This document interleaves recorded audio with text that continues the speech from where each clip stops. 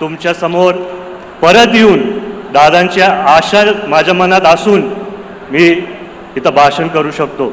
मन तर भरून येतं, पण दादांसाठी आणि वहिनींसाठी कायम त्यांच्या मनात आमचे बारामतीकर. तुम्ही दादांचे भाषण बघा, कुठल्याही भाषणात ते डायरेक्ट बोलायचे माझे बारामतीकर. एका मुलाचा आणि वडिलांचा नात्याच्या हिशोबाने मी शाळेत असताना त्यांना विचारायचो, दादा तुम्ही रात्र दिवस काम करता, रोज तुम्ही काम करत जातात, थोडं कुटुंबाला वेळ द्या.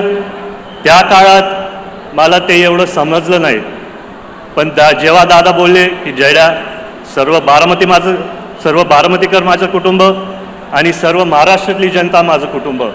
पण आज मला कळतंय की दादा एवढं मोठं कुटुंब मला तिथं सोडून गेलेत आणि त्याच्यामुळे आपण एकत्रित एक इतिहास घडवू शकतो यावेळेस.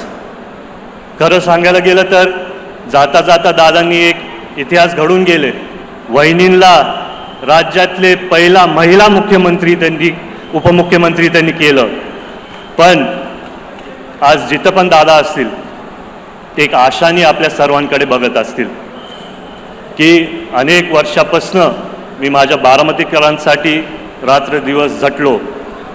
आज इतिहास आपण सर्व घडू शकतो.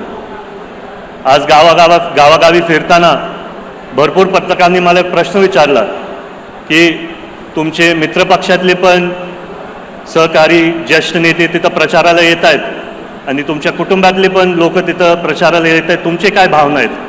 मी त्यांना सांगितलं की दादांनी त्यांच्या आयुष्यात जातीपातीचं राजकारण कधीच केलं नाही.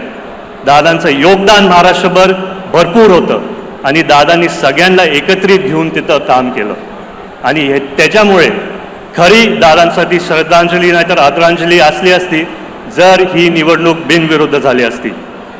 पण नियतीमुळे तसं झालं नाही आणि आज सगळेच मित्रपक्षातले कार्यकर्ते असतील, ज्येष्ठ नेते असतील, सर्वच बारामतीकर एकत्रित येऊन एक इतिहास घडवायला एकत्र येत आहेत. कारण आपल्याला या 23 तारखेला दादांचं नाव इतिहासात एका लेवलवरती जाऊन ठेवायचे जिथं आपण सर्व दादांना व वहिनींना 2,40,000 मतधिक्यांनी निवडूनच आणू शकतो.